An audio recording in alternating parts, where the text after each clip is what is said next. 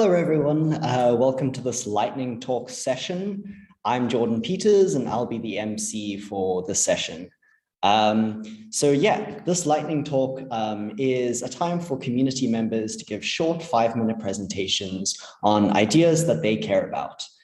We have a really amazing lineup of 8 speakers for this session. So first up, we have Lukas Jasiunas talking about why hen welfare is tricky. Then we have Erik Otto talking about AI safety, low-hanging fruit. We have Arbeid talking about the UN Common Agenda. We have Aditya S.K talking about animals and long-termism. Falk Lieder on extending cause prioritization research to the behavioral sciences. Stanley talking about strengthening democracy in the United States. Cortright talking about why you should have a coach. And lastly, we have Hampton Moseley, who's going to be introducing the EA virtual reality community. So up first, here's Lukas. Thanks, Jordan. Hey, everyone. Thanks so much for joining. My name is Lukas, and I'm one of the co-founders of Healthier Hens, a farm to animal welfare organization. And today I'm going to quickly tell you why we're finding that hen welfare is actually quite tricky. So to start with, what we're doing at Healthier Hens is to ensure that hens receive adequate nutrition that's tailored to their welfare, not just productivity or other commercial metrics, in order to prevent bone fractures, a leading source of pain for these animals. And our theory of change currently looks like this. Broadly speaking, it's breaking down into 2 phases. So first of all, we get some collaboration with key industrial players to get early adopters to show that this intervention not only works, but is also needed by not only the animals, but also the industry players. So at the end, we hope that the outcomes will be that, of course, the hens get the better feed that they need and that bone fractures decrease as a result. And then we move on to second phase, which will be much more focused on scaling up the efforts, making sure that the impact is broad and widespread. So through governmental outreach and collaboration with other animal NGOs, we want to make sure that the adoption of the intervention is increased, and of course, that the policy and regulations that regulate and control feed quality are up to date and of course, enforced effectively. So through this, we hope to reach improved health and welfare of the hens at scale. But along the way, we're seeing that there are some tricky aspects to it. So first of all, the data. Most of the research available focuses on productivity and egg quality rather than welfare. So obviously, this leads us having very weird proxies to measure potential impact. And that's also why we facilitate research as well, to make sure that we get closer approximations of the impact that we can achieve. And of course, there's a lack of Afrocentric data. Our pilot country is Kenya, and the stakeholders there really need to see data from Africa, data that seems to show that the problem is also widespread there and affects the livelihoods and, of course, the welfare of the animals over there too. Secondly, we're seeing that knowledge can be an issue as well. Feed quality, obviously, is just a part of the solution. Housing, management, and interventions focusing on genetics will interplay in the end. And it's a bit unclear right now which should be prioritized. And of course, the alignment between the different stakeholders that are working on implementing such interventions. And of course, there's some lack of hen welfare knowledge in general in Kenya and across the region, even though the country is quite advanced in terms of animal welfare laws and protection. The conversations with stakeholders are still quite lengthy because we have to go through the whole cycle of explaining how feed interplays and how feed relates to welfare and why welfare is an important factor when discussing farming operations and procedures. And finally, we're also seeing that the clarity of the path to impact is also quite murky. So the experts that we consult with, collaborate with, or even work with often disagree. So there is simply, lack of clarity, which is the best way forward to reduce bone fractures and which aspect of it we should focus first. And of course, the exploratory and innovative profile of such an intervention often raises more concerns and questions than excitement, which makes our work even more difficult because we have to spend more time on communications, more time on making sure that we're well aligned and complementary with other animal orgs working on interventions such as corporate outreach that we don't want to impede their work essentially. So, and also fundraising is also one aspect that we have to put an extra mile in, because simply put, there's just not that many people who are still interested in exploring and want to make a safe bet essentially, which is understandable, of course. And of course, finally, things do take longer than expected. So we're seeing that, we have to make this road first before we can walk it. So we do have to push the extra mile to make sure that we're well understood and we're on the same page with all the stakeholders to move it forward. That's roughly it from me. Thanks so much. Please do reach out if you have a different experience, or if you just like to learn more. For instance, you can subscribe to our newsletter to stay in the loop. But I also invite you to read some of our related EA forum posts to learn more about what we're up to. So we've just recently published, for instance, the progress update from our year 1 operations. So I'm really happy to hear from you, and of course, very much open to collaborating and making sure that we can together reach healthier hands and, of course, improved welfare on the farms. Thanks. Great. Thank you so much, Lukas. Next up, we have Erik Otto talking to us about AI safety, low-hanging fruit. Here's Erik.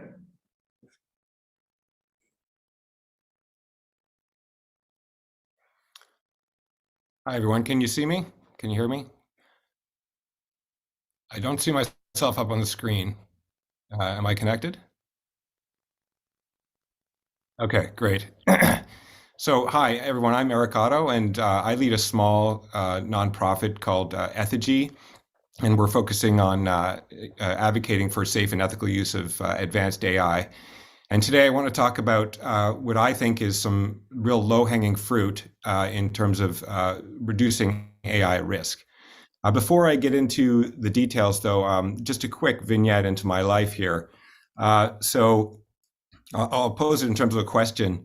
Have you ever, had an idea when maybe you're in the shower, or maybe you're driving around in your car, and you have an idea and you think, wow, this could have a lot of great impact, could help a lot of people. Why hasn't somebody done this before? And it just keeps buzzing around in your head until you find that fatal flaw that says, okay, we can't do this for whatever reason, or maybe it doesn't have as much impact as you thought. Well, this was me with this idea about 5 years ago, and I still haven't got it out of my head. So that's why I'm presenting to you today. And for this presentation, I'd like to really just generate awareness about this idea, but also get feedback. I'd love to hear back from you afterwards. And maybe, together we can find that fatal flaw, and I can stop driving around in circles and wasting water in the shower. So think of it as a way to address AI safety and climate change at the same time. Okay, so what's the problem? Well, there's a lot of great work going on with AI safety, AI alignment, but from a regulation perspective, we're really mired in abstraction. The policy guidelines are really just very vague, and they have no teeth. And so if you really want to translate those guidelines into actual code, it's very difficult, if not impossible, and you won't get a consistent result. And so what that means is we're just increasingly, as AI becomes stronger, more powerful, we're going to have more and more societal risks. And that creates a real challenge from an AI safety perspective. Okay, so what do we do about that? We really ideally would like to align the AI system with our values. But that's very challenging because, for one, we generally don't agree on our values. But secondly, coding our values into a machine is quite challenging. There's a lot of great work going on in this arena, and we need to continue that work, but I see this as a longer-term goal because it's so challenging. We need to have something done in the near term to start mitigating our risk. Okay, so what can we do? We can still actually constrain AI systems from going down unanticipated paths if we work in the dimensions in which they operate. What dimensions do they operate in? Well, time, space, and effort. All systems have a certain runtime. All systems have a geography in which they operate in, whether it's in silico on a server, or the implemented algorithms on a local hospital or in a sovereign nation.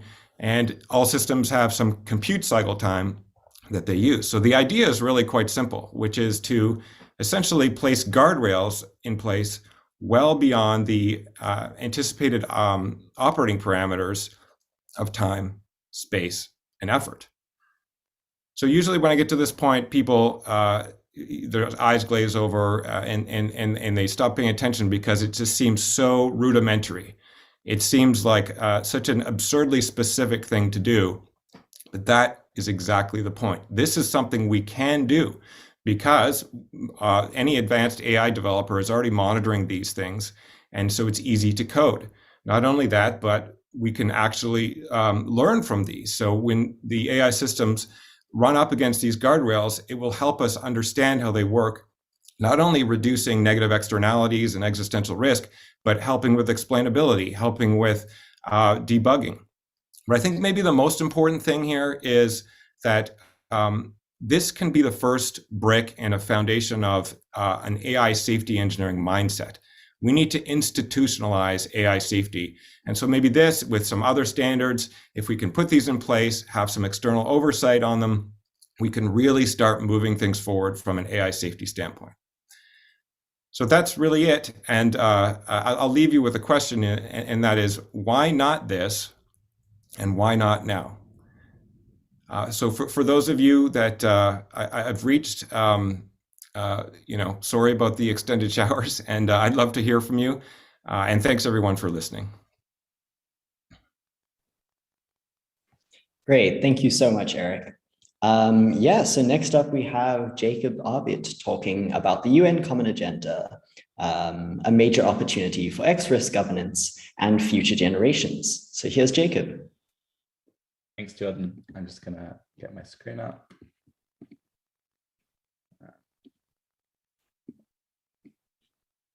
Can you see me?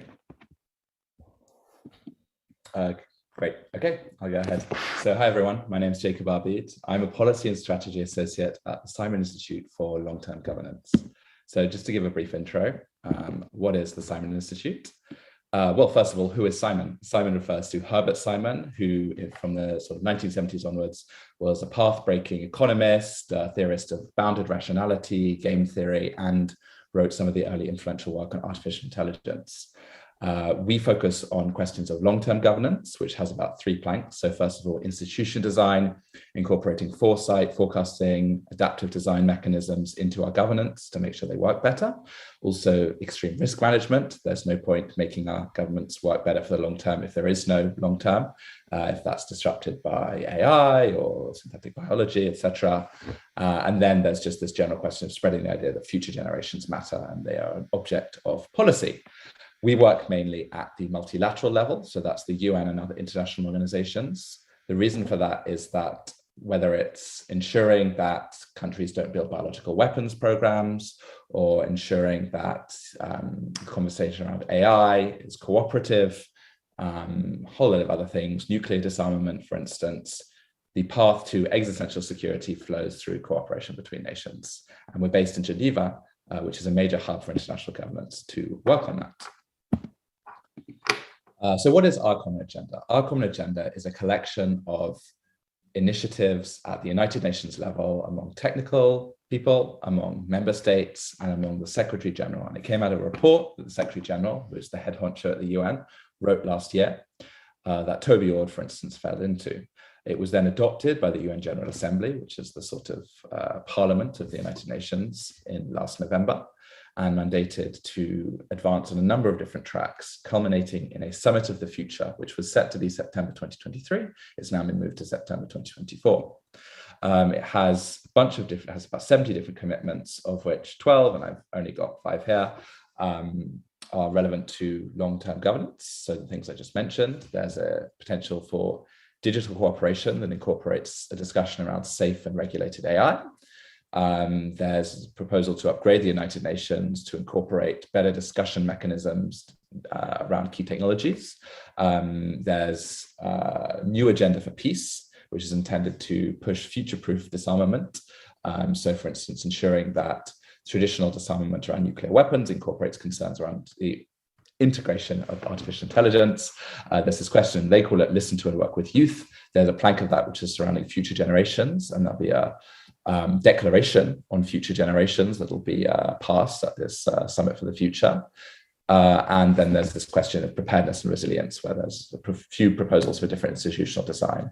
Now, this could go nowhere. There are a lot of ambitious UN agendas. And I think it's really important to be transparent about that. At the same time, I think this is a pretty cool opportunity, one that is better than anything we've seen in the last 50 or so years, to really ensure that at the international level, we have good governance of emerging technologies that reduces existential risk and protects current and future generations. So in terms of the timeline, we'll have the Summit of the Future in 2023-2024, which will then move on to this certain preparatory process among member states, and then another summit in 2025, which will feed into the next set of UN Sustainable Development Goals.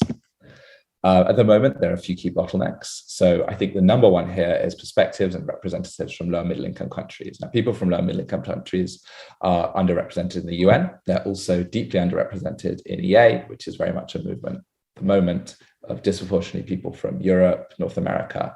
I think that harms the movement. And I also think that the common agenda is a real opportunity to diversify the movement. At the same time, there's this question of member states. They have this ambitious new agenda from the Secretary General. They don't really understand what it is. There needs to be a lot of diplomatic work there. There needs to be people who can provide practical, policy-ready research on regulated emerging tech, so things surrounding AI standards, biological warfare verification mechanisms, etc. And then it may just be that there are some exogenous events in global affairs, like the Ukraine war, which just sort of force all the parties into really unconstructive criticism, contrast, and don't really advance cooperatively together. And there's finally the question of what you can do. I think that is such an expansive agenda that there's lots of things people in the EA community can do. Firstly, that's giving input to reports. There are these particularly useful backgrounds here. I'd encourage you to get in touch with me if that's something that interests you. You can do the same through speaking at consultations. There's a huge number of civil society consultations. You can apply for some of our open positions. We've currently got 3 open positions, and we'll have more in 2023. And you can just get in touch. I'm already pretty excited about this. I like to engage with people, and I want to hear your perspective. And that includes telling me why you think I may be wrong. Thank you very much.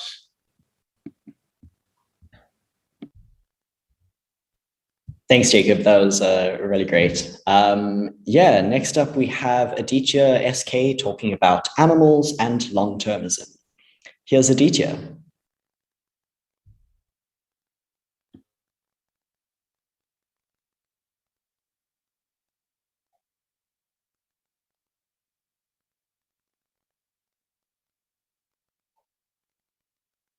Yeah, sorry about that. Hello, everyone. My name is Aditya, and I'm one of the coordinators at Animal Ethics. And today I'll be briefly exploring the intersection between the idea of long-termism and animal welfare.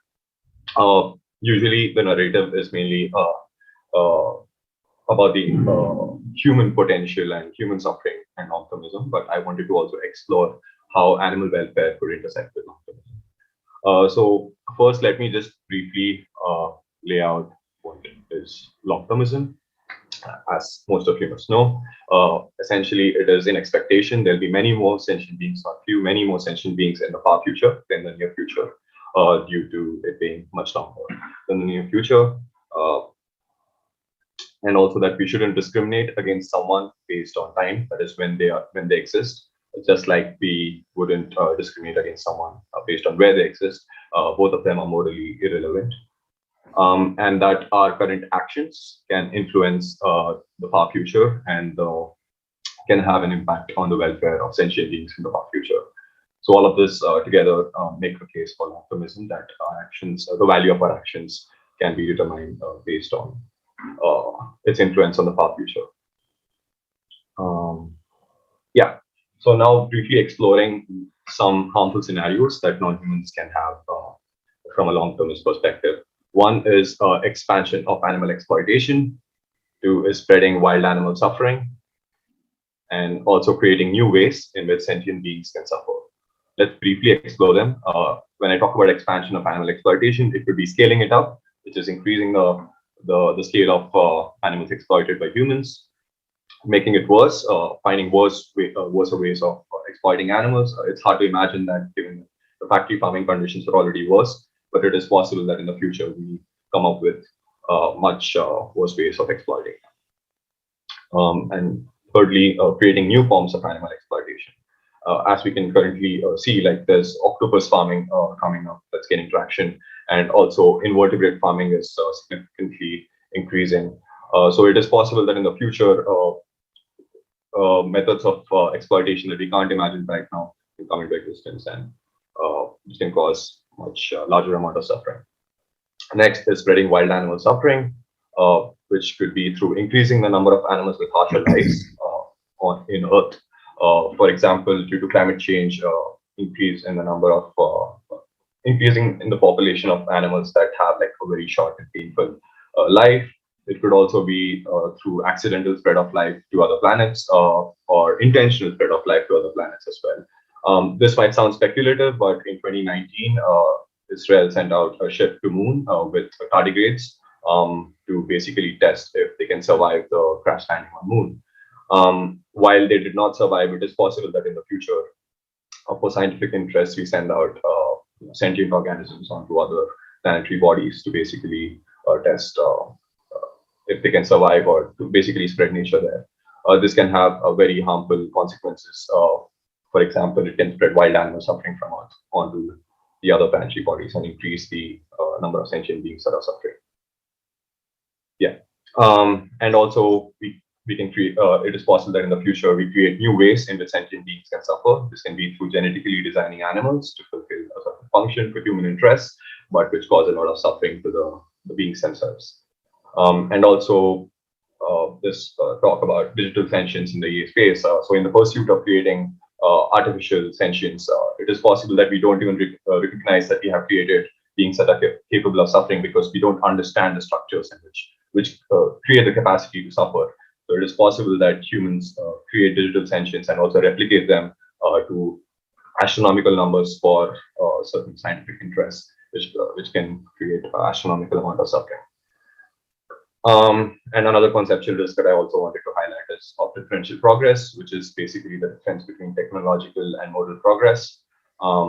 So which means that humans gain the capacity, technological capacity to cause harm to other sentient beings, but they haven't progressed on the moral front, where they recognize if causing harm to certain beings is acceptable or not, is good or bad.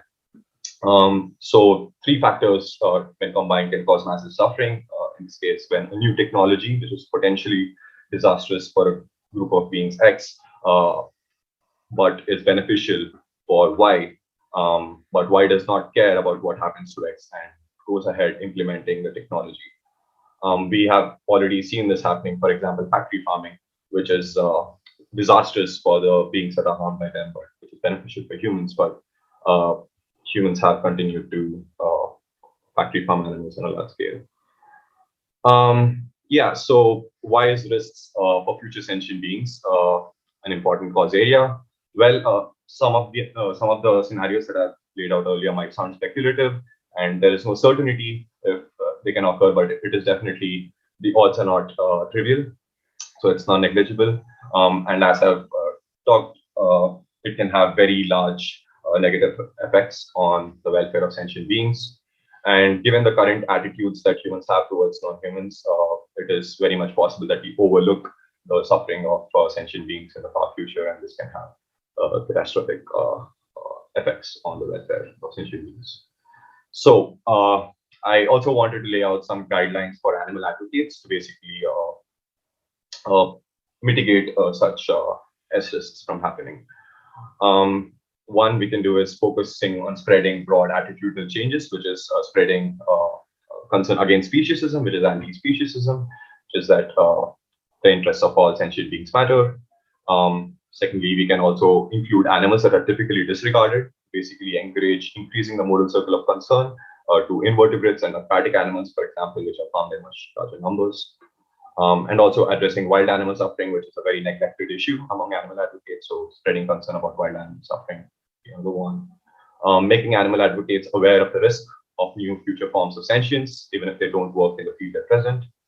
researching the best ways to have an impact in the long term, raising concern for long-term effectiveness, and also increasing awareness about long-termism and future suffering from a non-speciesist point of view, where the interests of non-human animals are considered. If you're interested in learning more about this, we have a video course on YouTube channel, which explores this in much more detail. And also we have an ebook on our website, Animal Ethics. Yep, that's pretty much it from my side. Thank you so much. Great. Thank you so much, Aditya. So next up we have Falk Lieder, who's going to be talking about extending cause prioritization research to the behavioral sciences. Here's Falk. Thank you very much. So in this talk, I will talk about our efforts to develop a method that can be used to identify highly impactful behavioral science research topics. Some decisions can be extremely influential. Terrible decisions could destroy the future of humanity, and excellent decisions could create a vast future that is substantially better than the present. Therefore, advances in behavioral science research on crucial questions could put us in a much better position to prevent catastrophic decisions or to foster impactful altruistic contributions. This requires that behavioral scientists ask the right questions. But so far, there's no principled way for choosing good scientific questions. Our project aims to change that by developing a method that helps behavioral scientists choose impactful research questions. The first step of our method is to identify potential opportunities for behavioral science research to help us overcome critical obstacles to solving the world's most pressing problems. This will create a long list of potential topics. Then the second step is to screen and tentatively prioritize those potential topics using the three heuristics of importance, tractability, and neglectedness. This will give us a short list. And then, in the third step, we will perform in-depth cost-effectiveness analyses for the topics on that shortlist. To enable this, we are currently developing a probabilistic method for forecasting the potential impact that research on these topics might have. For each research topic, we will build a probabilistic model of how effective interventions that might result from this research and development effort might be at changing specific behaviors or attitudes, and how influential those changes in behavior attitudes might be for the well-being of present and future generations. We will then combine these predictions about potential effects with the cost of deploying the intervention to get the forecasted cost effectiveness of new interventions that might result from the research, and compare it to the cost effectiveness of the best existing interventions. That will give us a sense of how likely different levels of improvement in the cost effectiveness of the best existing interventions are. And when we relate this to the cost of research, we can then predict the cost effectiveness of conducting the research. As a proof of concept, I've applied this approach to research on promoting pro-social purpose. The model predicts that, on average, the interventions that might result from this research could be highly effective at promoting well-being, with a cost effectiveness of, on average, 87 hours of happiness per dollar of deploying the intervention. This is on par with the best existing intervention for promoting global well-being. Moreover, there is a more than 5% chance that the interventions resulting from this research might be more than 5 times as cost-effective as the best existing interventions. Crucially, when we have developed a new intervention, we only have to deploy it if it is more cost-effective than the best existing interventions. If it is less cost-effective, then we can simply continue investing in the interventions that we already had before, and we only lose the small amount of research money that we invested into the project. Because of this asymmetry, our model predicts that in expectation, each dollar that's invested in the research can lead to 8,700 hours of happiness. And this is more than 100 times as cost effective as investing all of our resources into interventions that already exist. So this proof of concept thereby shows 3 things. First, we can forecast the social impact that behavioral science research might have. Secondly, that even though these forecasts are highly uncertain, they can be useful for deciding which research topics might be worth pursuing. And third, behavior science research on certain topics might be even more cost-effective than the best interventions that we already have today. Our next steps are to turn the approach I've demonstrated into a general method that is objective and easy to use, to apply it to create a prioritized list of the most impactful behavioral science research topics, and then to compare the cost effectiveness of that research to the cost effectiveness of the best existing interventions. I hope that in the long run, this line of work will shift the priorities of behavioral scientists and funding agencies towards research that is highly beneficial for the long-term flourishing of humanity. Thanks to the Future Fund Granting Program, we can now scale up this project, and we're currently recruiting quantitative researchers who will help us develop and then test the method. So if you are interested or you know someone who might be, please don't hesitate to reach out. Thank you very much. Awesome. Thank you so much, Falk. So next up, we have JT Stanley, who will be talking to us about strengthening democracy in the United States. Here's JT. All right. You see my screen? Awesome. Hi, everyone. My name is JT Stanley. I'm going to be talking about two subjects: transforming American governance for tremendous ROI and destabilization of the United States as an X factor. Now, why am I talking about two topics in a talk that is 5 minutes on top of all that?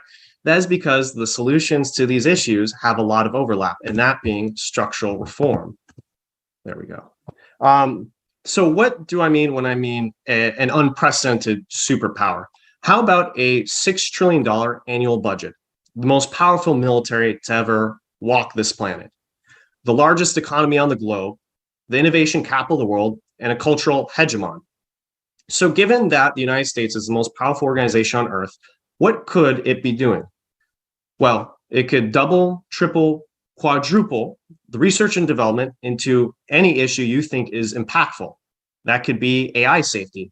That could be the next generation of personal protective equipment to stop the next pandemic. That could be a malaria vaccine. The United States could not only pass a carbon tax for its large economy, it could go ahead and use soft and hard power to leverage other nations to be more committed to the climate and do effective interventions such as carbon taxes. If we're concerned about saving lives at the most cost-effective way, the United States could even get into mosquito nets at a much larger rate. This represents $51 billion of American foreign aid in 2020. This little sliver is what it would take to double the annual budget of the Against Malaria Foundation. The United States could even do this with their own USAID branded mosquito nets to save about 30,000 lives a year. So given there are all these really impactful things that the US government could be doing, why isn't it doing them? Well, the problem is not a lack of solutions, but a lack of political will. Generally, poor governance is downstream of a flawed political system. Flawed being a major understatement there. So now I'm going to go ahead. I'm going to turn to the second half of what structural reform would address: destabilization of the United States. What does that look like? Well, I'm talking about authoritarianism, civil conflict, entrenched minority rule. And why is this an X factor? I imagine to this audience, it's somewhat intuitive why civil conflict or authoritarianism in the largest economy, the largest military, the second largest nuclear arsenal would be pretty bad. But I want to highlight something that doesn't get brought up, but is very relevant to EAs, and that is the effect it would have on effective altruism and effective altruism's impact. The plurality of EAs are Americans. Even more come to the United States to work in hubs like San Francisco and Washington, D.C. on AI and biorisk. Even more interesting is the $20 to $40 billion of pledged EA funds are tied up in two Americans, Dustin Moskovitz and Sam Bankman-Fried. And particularly in the case of Dustin Moskovitz, who most of his net worth comes from Facebook, the pledged EA funds are very vulnerable to the health of the American system. So what does the threat to destabilization look like? Well, it looks like this. I'm going to spend the rest of this talk explaining this flowchart. I'm just kidding about that. That would be crazy. But if you want to go ahead and read more, you could see my post on the EA forum. If you want to see the draft that will be coming out, you could go ahead and message me. I could show that to you, the draft of the extended version. The takeaway here is that some observers and experts think that survival of American democracy is a toss-up. I talked to Mike Berkowitz, who was on 80,000 Hours podcast. He's the director of the Democracy Funders Network. And he put it as a 50% chance American democracy would fail in the next 6 years. 50% chance. And I got to say, I'm roughly in agreement with that. Now, the point here is not that these are the right numbers. These are the true numbers. The point is that it is possible, and that should really alarm effective altruism. So what my collaborators and I are doing about that is trying to get this explored as an EA cause area. And from there, if the findings turn out that this is warranted as a cause area, we'll go ahead and do field building, and EA will hopefully have a big impact, not just for the United States, but for the globe. And so right now we're going ahead and looking at trying to get a survey of experts about the risk of destabilization, just general funding to do more cause exploration, and building a community of EAs who can really agitate for a discourse within EA about this, push this to the forefront. So feel free to reach out to me, JT Stanley, or one of my collaborators, Woody Campbell, about this on Swapcard. And I will just mention in here that these are my views and don't reflect necessarily everyone who's involved in this effort. Thank you very much. Great. Thank you so much, JT. So next up, we have Dave Cortright, who's going to be talking to us about why you should have a coach. So here's Dave.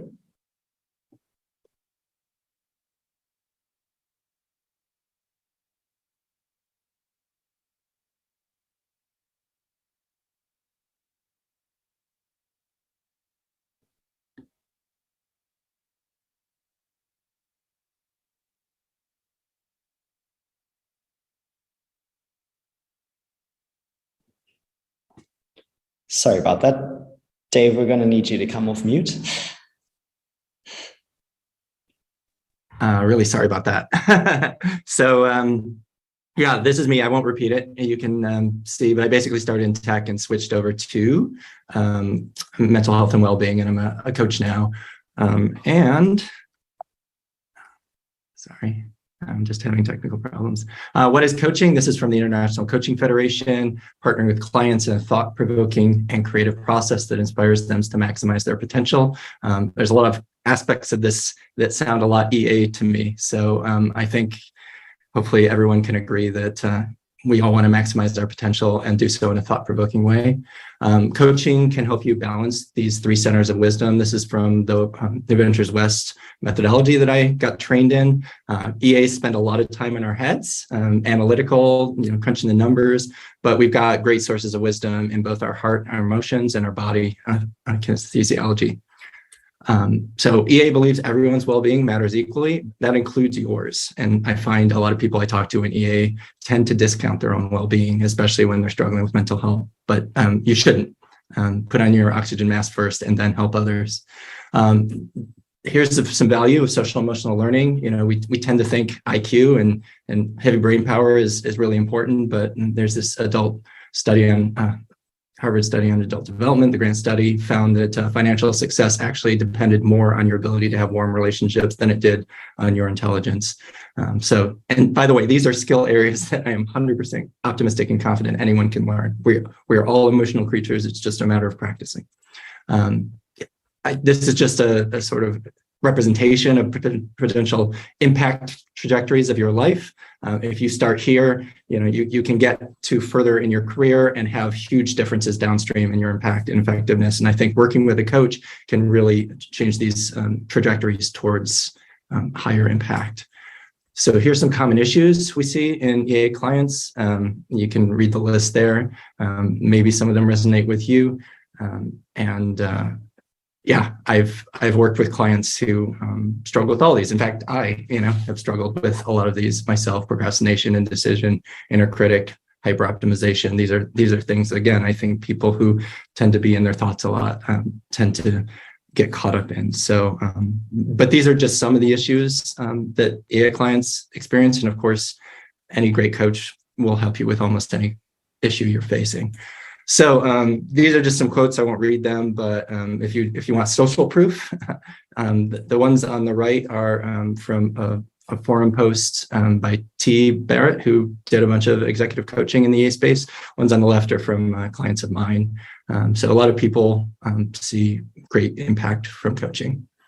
The question is coaching right for you? Well, the answer is it's really low cost to find out. So most coaches, EA or not, offer a first meeting for free. Some are the chemistry calls, some are for coaching sessions, so you can get a sense of if that's right for you. You can also sign up through coaching schools who are looking for guest clients and get a taste of what coaching's like for free just by being a guest client. If you're looking for ongoing coaching and maybe don't have the financial resources or don't think you do, there's a lot of options available. Again, student coaches will often work with people for cheap or free just because they need the hours to get through their program. Often coaches like myself offer package deals or sliding scale. I definitely charge less for students or people working for nonprofits than I do for people working for full for-profit companies. And then there's EA cause area coaches. Shay Gastal does AI safety coaching. She has a grant to do that with anyone in the AI safety community. And there's also, you can apply for EA grants. There's more and more options for that. So the point of this slide, and I guess my talk is, give it a shot. If you're on the fence, we often say that in the EA, it's like, if you're not sure, well, just try it because the cost of finding out is pretty low. And the last thing I'll say, and, I went through about 8 therapists in my life before I found one I really clicked with. If you don't vibe with the first coach you try, don't throw it out. Try at least a couple others to make sure that it's not for you. Where to find an EA coach? There's the EA Mental Health Navigator website, and you can also check out the career coaching planning services from 80,000 Hours.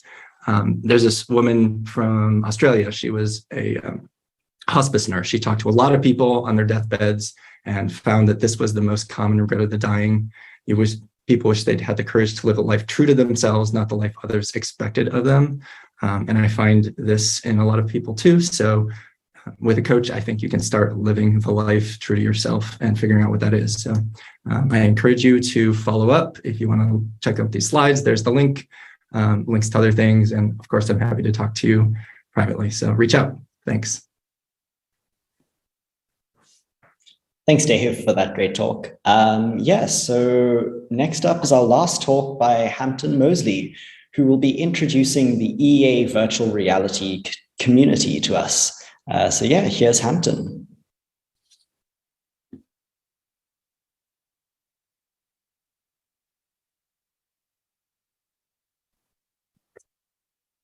Yep, doing that right now. Okay, does that do it? All right, 5 minutes. Okay, let's go.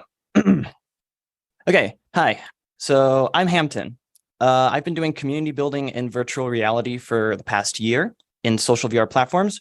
So my talk right now is going to be really quickly introducing the general idea of social virtual reality and the EA virtual reality community and why some EAs might want to start using social VR. Not all of them, but some of them at least. So when people think of social VR, the metaverse, etc., what do they think of? Well, lately, Facebook and stuff have been spending a lot of money marketing, and many people think of something like this, which is kind of okay. But that's not what I'm talking about today. Not Facebook's platform or similar platforms. Today, I'm going to talk about the social virtual reality platforms that most people who actually used VR every day actually use and hang out on.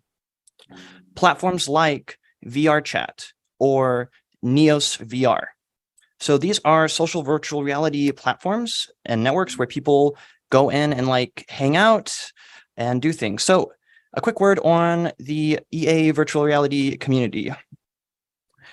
Right now, I'm just playing a clip in the background where it's just a little compilation of some clips from meetups and some people just talking in the EA VR community, just as a little slideshow so you can kind of see what that looks like. So in EA VR, we host meetups, discussions, like discussion groups, etc., or just fun hangouts that all take place in social virtual reality platforms, presentations, etc. Most of our meetings, they take place in social VR platforms like VR chat, pretty much. So those are just a couple clips there. Okay, so you can kind of see what that looks like. So moving on to the next slide, if I can figure out how to do that. Okay, boom. So some examples of some like presentation and stuff, like this is what like people give presentations on, like rationality or just other things. Anyway, so the point is that there are communities of people like EAs in virtual reality. But now the question is, why would some EAs want to start using social virtual reality platforms? Why would some EAs want to start getting into that? And what I'll say is that I know here that at the EAGxVirtual conference, I imagine that there are a lot of people here who are kind of terminally online, pretty much, okay? And for many of these people, or maybe you just live in a place where there's like not that many EAs, or you live somewhere where there's just not too much happening, or you just like being on the internet. Well, social virtuality, I think, is the next evolution of this, pretty much. So, so what I want to do is, okay, running out of time. Okay. So for EAs and such who are, very much online, they may not have many opportunities to meet other EAs or even people from other communities. They might not have many opportunities to socialize. They might be somewhat lonely. And what I want to say is that social VR offers an opportunity to easily and comfortably meet other people from around the world and be who you want to be who you are, without fear of like judgment or ridicule. And I think this will really appeal to some subset of EAs. So besides the EA VR community, there are many other communities in social VR. There are STEM communities where people talk about science and mathematics, etc. There are really cool worlds you can visit that visualize mathematical principles and things. There are communities of people who, there are like Japanese science communities. There are also just, okay, there are a lot of other fun communities as well. Like there are communities that just do improv. There are clubs and raves that happen in virtual reality, and they are a lot of fun. So my point is, I think there may be a lot of EAs who would benefit a lot from getting into social virtual reality. And okay, final note, since running out of time. So if you're an EA and you want to start learning how to get into social virtual reality, come check us out. We want to be a good starting point for EAs who want to get into social VR. We have a website, EAGxVirtual.org, with information for how to get involved with EA VR and other social VR platforms. I'm out of time, so I'm going to wrap up and just say that also, right after this talk, I'm actually going to be hosting a meetup in VR chat. You can actually see the info on that in the EAGxVirtual schedule. So yeah, please do check that out. And if you need help getting set up, feel free to contact me, or at our EAVR.org website, we have links to our Discord channels and such, where you can also get more help getting set up. But yeah, I'm going to be hosting a meetup in virtual reality right after this talk. So yeah, thank you so much. Yeah, terminally online EAs, come join us. Awesome. Thank you so much for that, Hampton. I encourage everyone to join that meetup that's happening in about 10 minutes. If you want to get familiar with the EA VR community. So that wraps up our session. Thank you so much to all our speakers. These issues definitely all deserve more than 5 minutes of attention. So I really encourage our audience to engage with the speakers further, as well as their work. Thank you so much for watching, everyone.